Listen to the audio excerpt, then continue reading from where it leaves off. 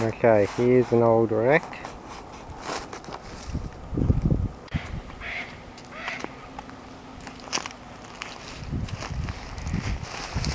This, I think, is a Vauxhall Cresta, which is a pretty rare English car from the 60s, maybe 65, around that era.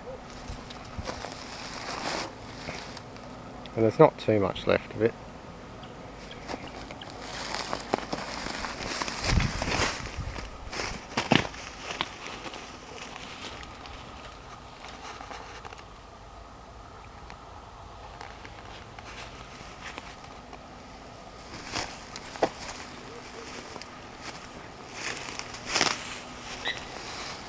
That tail fin rear quarter panel is probably the only giveaway panel, and the shape of the rear windscreen that you can even work out it's a Vauxhall.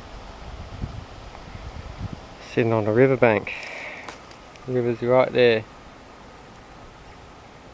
In the winter time maybe it would go underwater, I don't know.